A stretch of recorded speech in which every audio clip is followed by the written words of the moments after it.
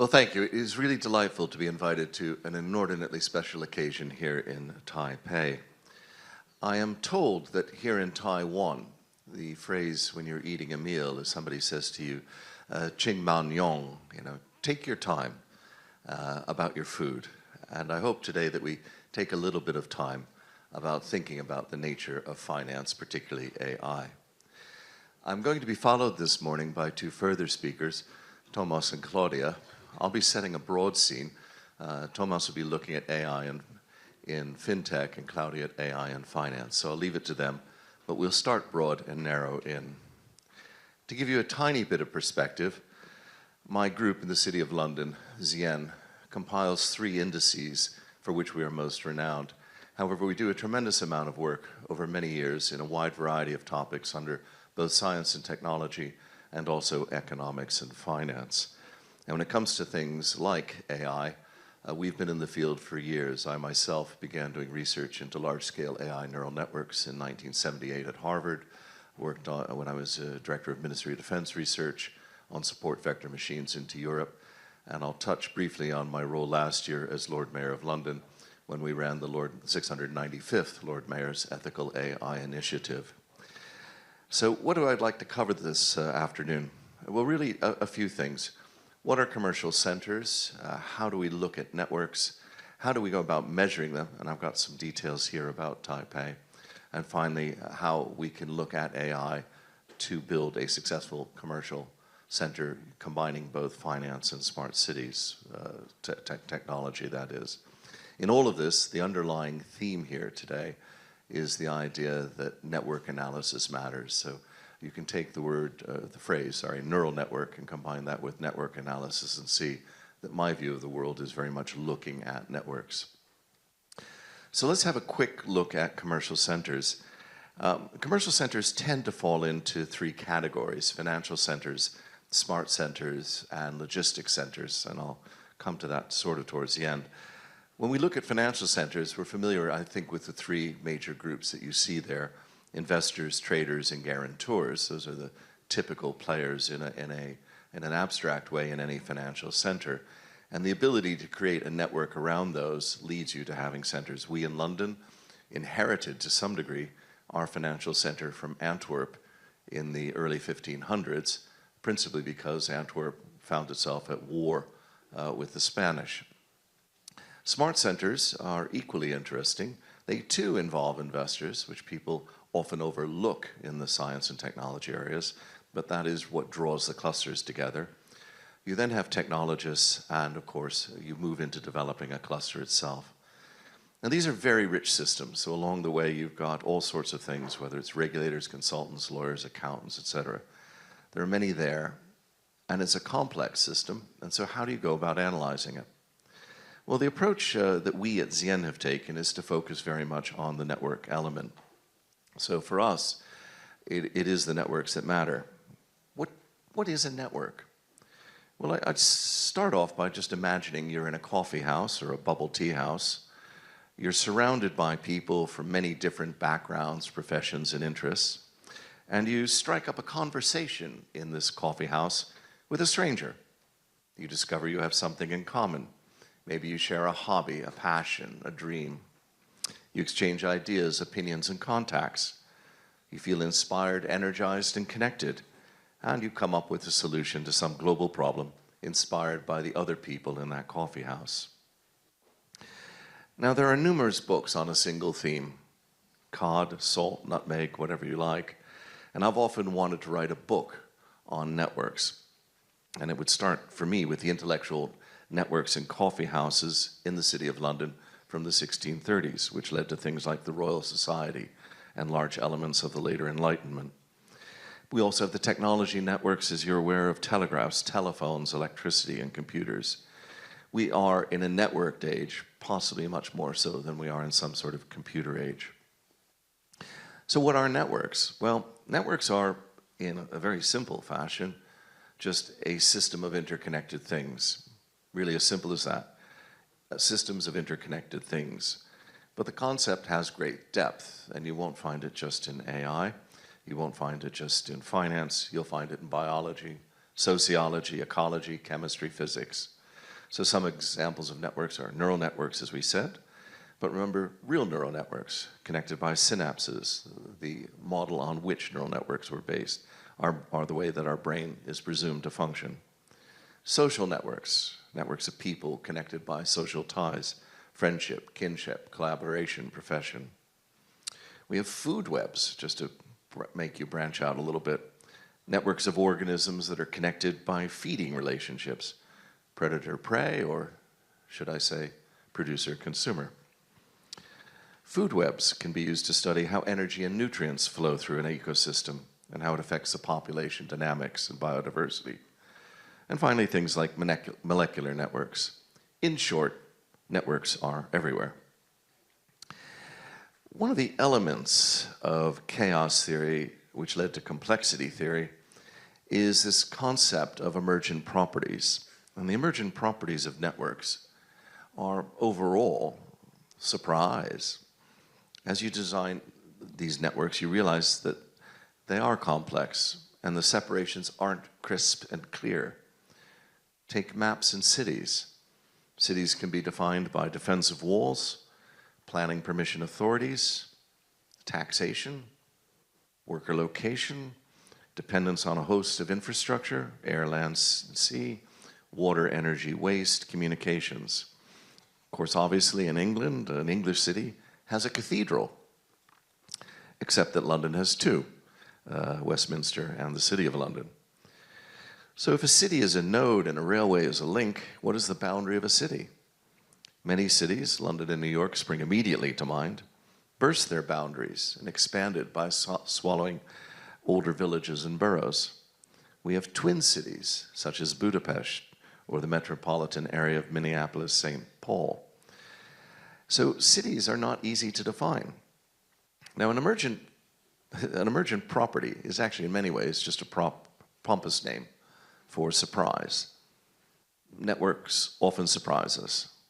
Who would have thought that a bunch of neurons connected by synapses might be conscious? And as a humorous example of an emergent property, my daughter, Xenia, had a friend who created a WhatsApp group for her own surprise birthday party, and then withdrew from the group, letting her friends move on to surprise her later. So that's an emergent property network there for you. So we look at this thing and we begin to realize that the complexity in it is such that if cities are co-created by everybody, which is a definition that Jane Jacobs popularized, then great metropolises are really about everyone's contribution. And thus they are as much about accident as design.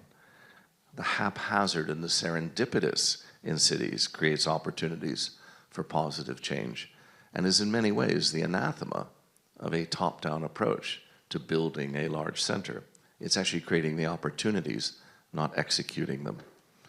And I might punctuate this with a wry quote from Terry Pratchett: "Chaos is found in greatest abundance wherever order is being sought.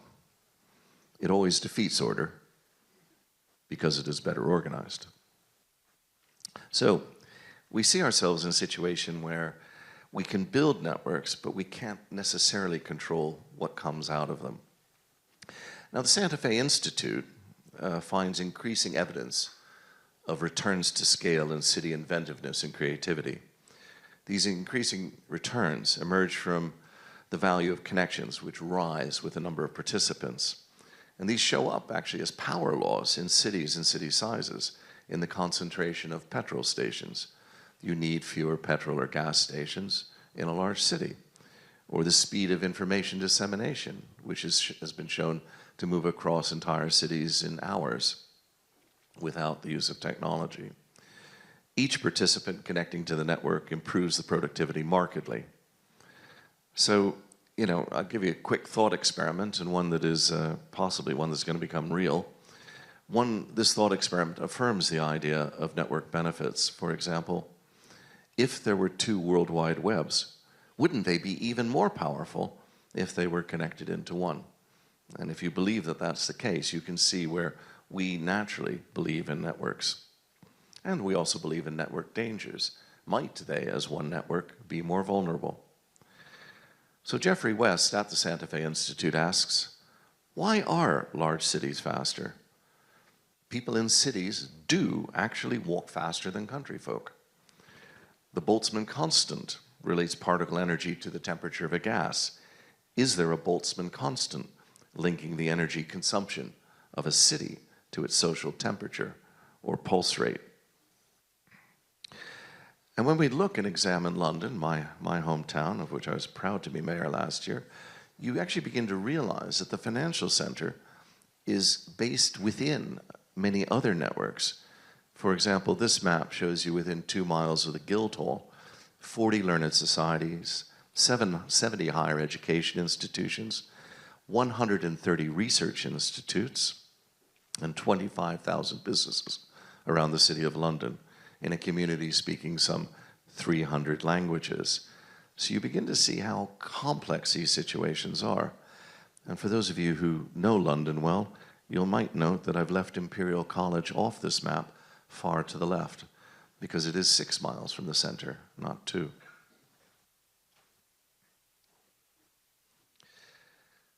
So one of the things that you want to do if you wish to build up a commercial center, be it finance, smart, or logistics, is to have connections. And these are 2 charts drawn from our research on Taipei and London as financial centers from the people who respond to the Global Financial Centers Index. This is sort of which city rates which city, and therefore which connections are deepest. And you can see here that Taipei is very well connected with London, Dubai, New York, Singapore. But when you look to the right and see London, you'll begin to realize that the depth and breadth of connections there are much stronger and deeper. So there is quite a correlation between those human relations. And so things, when you're trying to build a financial or commercial center, such as air travel availability, can be more important than you think. A good example is that Bermuda moved from tourism via air flights to tourism via cruise ships. The problem became there weren't enough air flights for people to do their financial work easily. They had to wait a day or 2 to go to Bermuda rather than just hopping on the next aircraft. And that had an immediate effect on their role as a financial center. So how do we go about analyzing this? Well, all of this is online, so I'll be very brief. We use what are called factor assessment indices. It's a technique we partially pioneered some 25 years ago. And the idea here is we actually use AI, or machine learning I prefer, but we use a support vector machine to generate what people would have responded to on the basis of what we've obtained from them in terms of ratings. So we survey every 6 months some 5,000 respondents, 10,000 a year. We are adding to that mix about 140 instrumental factors, and the respondents on average answer about 8 assessments each. And this we turn into an index which covers the world. When we began the index back in 2005, we had 46 centers. Today you'll see we have 120. People often think that's because we wish to grow the size of the market. I can assure you that's not the case. In fact, this index began as a response to a study that was done in 2002, which compared the City of London against all of its major competitors, every single one of them. It was called Sizing Up the City, and it looked at, let me get them right, it looked at New York, it looked at Paris, it looked at Frankfurt. Oh, and that was it. So if your analysis of the world in 2002 didn't include Hong Kong, Singapore, Tokyo, Chicago even, what kind of analysis was it? And we began this index then and there. But part of the reason that the number of financial centers has grown so strongly over the last 2 decades has been the fact that once you've got basic ground infrastructure and some well-trained people, it can be very easy to build a financial center. Good regulation and good policies go an extraordinarily long way very fast with very little money. So it is, in fact, a preferred thing by policymakers to grow. Now, I'm not here to go through this in detail, but I did promise a few thoughts on Taipei. You'll see Taipei coming in here at number 55. It has been moving up in the ranks, and we believe it has every intention of going further. And a lot of that has been events like today. It's been the fact that, in fact, Taiwan has been doing a tremendous number of events over the last recent years. We believe this will improve quite markedly. But over the years, we've probably noticed two big things. This is a chart of the top 5 centers: London, New York, Hong Kong, Singapore, and San Francisco. And there are probably two elements you should note. One is, I was quite derided 20 years ago when I said that Asia would be moving up. People said there's no way that these Asian centers will be of any importance. In fact, the year before last, somebody in the audience said, I've been looking at the details in your index, and it says here that 55% of the respondents are from Asia. Well, this is hardly a good index because they don't know what they're talking about. I think my response was something like, you are right, we are slightly off. It should be 60% because 60% of finance is now in Asia, whether you like it or not. So that's been one of the big changes over the past 20 years. The second one is that I said San Francisco's in the top 5, and it is now, but it was not when we began the index 20 plus years ago on the far left. And that just simply shows you the importance of fintech, it shows you the importance of technology in finance today. And this chart could change quite markedly. So how do you go about analyzing this? Well, the first thing is to remember that there are many areas of competitiveness and not to focus on just a single number. And we break that down as much as we can into the business environment, human capital, which is obviously what TABF is supporting, infrastructure, the financial sector regulation and development, and the overall reputation of the city. And you can see here that it does vary center by center to some degree, although I often point to Anna Karenina. Anna Karenina is Tolstoy's novel, and it opens with the line that all happy families are alike, but each unhappy family is unhappy in its own way. What that sort of means is if you get it all right, it works, but you can't take it apart. It's like a cell that's functioning, try and remove things, not good. On the other hand, if you see a family that isn't doing well, you know why. The father's a drunk, or the mother's loose with her money or something. So the key thing here is that you've got to analyze these with the view that you need to perform, as you'll see here. To be high in the index, you have to perform well on most categories. And the same applies to the various industry subsectors of banking, investment management, insurance, professional services, government, regulatory, fintech, and trading. So there we go. Well, what's going to happen with Taipei? Well, the good thing is we, have seen Taipei surge in the fintech ranking. So if you remember, I said Taipei was 55th, and here it's running at 30th. That's a heck of a jump. And I think it shows the strength of the fintech industry here. I think the second thing you can look at is what people think is going to happen.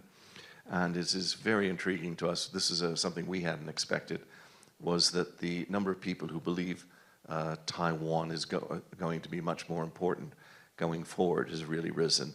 And so we expect great things here on all of that. There are two other indices I'll just touch on briefly. We also track smart centers, which is very related and becoming much more related to the financial space. Here, Taipei is doing better than it's doing in the Financial Centers Index, so running at 45th. And what we anticipate is that Taipei is also going to be featuring, given moves that have happened over the past couple of years, in our Global Green Finance Index world, which tracks 95 centers. Here, the Asia-Pacific area is rising very, very markedly, but you notice I can't circle Taipei on this chart because it hasn't received enough mentions to move in. But recent moves by the regulator with some of the bonds that are out there, we anticipate this will change very, very quickly. And the reason that we're interested in all of that is because, again, of this convergence, which I'll come to in a moment. If you look at it over the years, cities were based around a variety of things. Defense, you know, a good hill and a good wall around it was a good important thing. They were based on resources, marble mines or coal mines or something like that. They're based on creativity and things, but broadly it's been boiling down to being smart, to having finance, or having a lot of logistics like ports. And we've seen this over the course of, for example, the development in China. You know, China now has 18 megacities, over 10 million people, and it had, I think it was 2 back 20 years ago. And these cities are not growing on anything other than smarts, finance, and logistics, and each attracts the other. So what's happening in the world? Well, one of the things that I have noticed is the increasing similarity over the past 20 years in competition. These mutual opportunities that I put up here would be slightly differently ranked, nevertheless pretty much the same for just about any city that I chose. And when I start to look at what I'd call the long-term strategies of cities, those too boil down into something fairly straightforward. You know, if you're Lord Mayor of London, you do get to ponder on many air flights what it's all about. And I do think that it boils down to 4 things in terms of building a financial center, with one overriding rule. So the first thing is defense. Nobody brings their money to a war zone or a cybersecurity hazard, and this is often overlooked. Moscow many years ago was doing terribly in our index for a very simple reason: their murder rate was very high. People do not bring money where they're going to get killed. It's a weird thing. I don't know. Human nature is very strange. And one of the things that Moscow was doing was haranguing us to say that we should take the murder rate out because they would do better, and it had nothing to do with finance. Well, you can call that as you will. Second thing is the rule of law. I can't emphasize that enough. That's not about the courts only. It's about arbitration, mediation, expert determination. It's in fact about the general culture. And in the City of London, we have effectively 2 mottos. The first one is a religious one, Domine dirige nos, Lord guide us. The second one is actually meum dictum pactum, my word is my bond. And that pervades the culture, and it allows you to relax. It allows relationships to form more easily. Rule of law is absolutely crucial. Open trade, open and competitive trade, I think that goes without saying, and access to talent and skills. Those are the things that we look at. So when you look at a vision for commercial centers, this slide began as a joke about 7 or 8 years ago when I tried to write the one brochure that would work for everybody. Sorry, we have till 50, thank you. The one slide that would work for everyone. And that was this slide. It turned out that, in fact, everybody liked it and began copying it. And it turned up in a paper we wrote for the Future of Financial Centers with the WAIFC. But AI is transforming that. And so what we're beginning to see is people questioning if our old approach and our old look at the financial centers as networks is being changed by the networks that are embedded in the way AI systems work. Now, I've long said there are only 5 things that matter about AI: algorithms, chips, connectivity, energy, and data, data, data. The algorithms haven't actually evolved that much since, well, really since the late 70s, but one might have an argument about 2012. But in other words, the algorithms are fairly stable. These are meant to be engines that you put data in and they produce results. Chips. Now, that's a big topic here in Taiwan, and I'm sure we'll get onto it in the panel. But don't forget that the chips that are currently used in AI were to some degree an accident. We found that gaming chips would work really well. Connectivity, often overlooked. These are highly centralized systems. You can't put them as yet on your phone, but your phone is crucial in connecting, and that high degree of connectivity allows us to, for example, photograph flowers while we're out walking. We send it up and it says the cherry blossoms are in bloom, but it then learns that all the cherry blossoms are in bloom in Tokyo or Kent or wherever. Energy. Remember that at the moment we are subsidizing the energy costs. In other words, these are loss-making companies running at 10 times the rate. This is an economic issue, I think, of great importance, but it doesn't as yet affect our use of them so far. And finally, data, data, data. Data management is crucial, and we are, to some degree, polluting the source of our data in the internet when people load up documents that they've created by AI and then post them. It's the slop, as it's called. We also have got to realize that AI is not a laughing matter. It does create very, very many problems. It's the usual thing. It's a two-edged sword of technology. And we have got some ethical issues. We also have issues to do with the environment, but we'll come on to those in discussion. So what have we done about it in London? Well, I think the biggest thing that we've done is last year we ran the 695th Lord Mayor's Ethical AI Initiative, and we did three things. We created a consensus amongst $33 trillion of assets that the companies that they invest in and where they invest should use ISO 42001 for regulation. That's over a sixth of global assets. We created the AI Quality Infrastructure Consortium. It's now actually up to 80 nations, and in fact the United Kingdom just signed on to it last month under its AI assurance framework. And we also have the course. We've had 20,000 people trained in the course. So we are working very hard in London to provide a community-enforced standards market approach using the ISO system to keep trade flowing. And we can come on to that in the discussion perhaps. What does that mean for Taiwan? Well, one of the things that we found was when we were looking at predictability, quality, speed, flexibility, and cost of regulation, believe it or not, what most respondents wanted was predictability. They wanted to know that when they asked a regulator a decent question and they were expecting a common sense, normal answer to it, that was the biggest thing that the respondents wanted. And I think when it comes to AI, using ISO 42001 and having a predictable response to questions about it, to be fair, with a reasonable amount of speed, is nevertheless probably the way forward. So how do I close? Well, I would close on saying, you know, to run this financial center, to run this as a smart center, Taiwan, like everybody else, has to be connected. You can't be an international center without international people, which you've demonstrated in spades today. Successful people want to live in a successful cosmopolitan city. I can say it, a city that's cool, which Taipei certainly is. And your reputation, of course, is vital, remembering you can always lose it overnight. So I said I had 4 strategic themes, but I probably have one fundamental strategic rule. If you really, really want to be successful, treat all comers fairly. And I think one of the great things today has been that you've allowed all of us to come from abroad and chat with you. And I look forward to learning with you whilst I admire the fact that your tourist agency has succeeded in taking its slogan, Waves of Wonder, and turning it into a tsunami, into a typhoon that we can see outside today. So congratulations to the tourism agency for turning adversity into promotion. Thank you.